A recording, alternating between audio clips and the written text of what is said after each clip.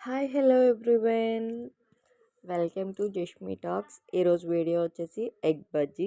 ఎగ్తో బజ్జీ అనేది ఎంతమందికి ఇష్టమో కమెంట్ బాక్స్లో కమెంట్ చేయండి. మరి నాకైతే చాలా ఇష్టం. అండ్ బయట స్ట్రీట్ షాప్లో ఎలా అయితే చేస్తారో ఇప్పుడు మనం కూడా అట్లనే చేద్దాము. ఫస్ట్ నేను వచ్చేసి 5 ఎగ్స్ తీసుకున్నాను. వాటిని బాయిల్ చేశాను. బాయిల్ చేసి మనకి నచ్చిన షేప్స్లో వాటిని కట్ చేసుకోవాలి. కట్ చేసుకుని ఇప్పుడు మనం దానికి కొంచెం శనగపిండి తీసుకుని, అంటే మన ఎగ్స్కి ఎన్ని అయితే సరిపోతుంది అని అనుకుంటామో అంత శనగపిండి తీసుకోండి. కొంచెం శనగపిండి, నేను క్వాంటిటీ నాకంటే స్పూన్స్ అలాంటివి ఏం అలవాట్లేక నార్మల్గా నాకు ఎప్పుడు చేసుకునేలాగా వేసేసుకున్నాను అనమాట. అందుకే నేను కరెక్ట్గా చెప్పట్లేదు, మీకు ఏమనుకోవద్దు.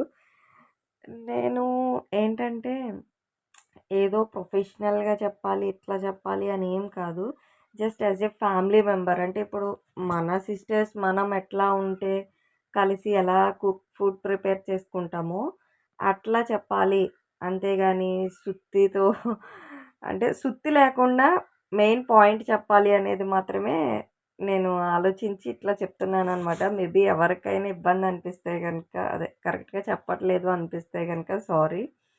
ఇఫ్ ఏమైనా కరెక్షన్స్ ఉంటే నాకు కమెంట్ చేయండి. ఇఫ్ ఐ కెన్ చేంజ్ చేసుకుంటాను. ఓకే, ఇప్పుడు ప్రాసెస్ చూద్దాము. ఆ శనగపిండిలోనే కొంచెం బియ్యం పిండి వేసుకోండి, అంటే కొంచెం క్రిస్పీగా వస్తాయని చెప్పేసి బియ్యం పిండి వేసుకుంటాను. ఒక 2 టేబుల్ స్పూన్స్ వేసుకుంటే చాలు. అలానే కారం, salt as per your taste, and also garam masala powder and dhania powder వేసుకుని కొంచెం వాటర్ వేసుకుని వాటిని బాగా మిక్స్ చేసుకోవాలన్నమాట. అంటే సేమ్ మనం ఇప్పుడు మిరపకాయ బజ్జీలు వేసుకోవడానికి బజ్జీల పిండి అయితే ఎలా కలుపుతామో అలానే, కానీ ఏంటంటే కొంచెం అది పలుచగా ఉంటుంది. మరీ పలుచగా అయిపోతే ఎగ్కి పట్టదేమో అని చెప్పేసి మరీ అంత పలుచగా కాకుండా నార్మల్ కొంచెం, అంటే పలుచగా కాకుండా బాగా థిక్గా కాకుండా కన్సిస్టెన్సీ వస్తే సరిపోతుందన్నమాట. కొంచెం లాస్ట్లో బేకింగ్ సోడా వేసుకోవాలి.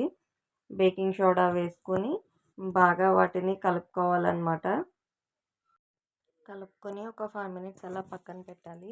ఈలోపు స్టవ్ ఆన్ చేసి ప్యాన్ పెట్టుకుని 2 టేబుల్ స్పూన్స్ ఆఫ్ ఆయిల్ వేసుకుని, ఆయిల్ బాగా హీట్ అయినాక ఇప్పుడు మనం ముందుగానే ప్రిపేర్ చేసి పెట్టుకున్నాం కదా శనగపిండి మిశ్రమాన్ని తీసుకొని దాంట్లో ఎగ్ని ముంచుకొని ఎగ్ వేసి దాన్ని ఆ శనగపిండి మొత్తం ఎగ్గకి బాగా పట్టేలాగా వేసి దాన్ని ఇప్పుడు ఆయిల్లో డీప్ ఫ్రై చేయాలన్నమాట. చూడండి, లో ఫ్లేమ్లో పెట్టొద్దు, అలా అని చెప్పేసి బాగా హై ఫ్లేమ్లో చేయొద్దు. జస్ట్ ఓన్లీ మీడియం ఫ్లేమ్లో మాత్రమే చేయండి. అలా తోకలో ఈకలో లేకుండా నీట్గా వేసుకోండి. ఓకేనా? బాగా వేగిన తర్వాత ఒక ప్లేట్లోకి ట్రాన్స్ఫర్ చేసుకుని సర్వ్ చేసుకోవడమే. దాన్ని మనం మిడిల్కి కట్ చేసుకుని అందులో ఆనియన్స్లో కొంచెం ఉప్పు కారం కలిపేసుకొని దాన్ని పైన మిడిల్లో కట్ చేసి పెట్టుకుంటే సూపర్ టేస్ట్ ఉండిందనమాట. ఇంకా కావాలనుకుంటే లెమన్ కూడా స్క్వీజ్ చేసుకోవచ్చు, అది మీ ఇష్టం. సో నా వీడియో కనుక నచ్చినట్టయితే please like and share and subscribe. Bye bye.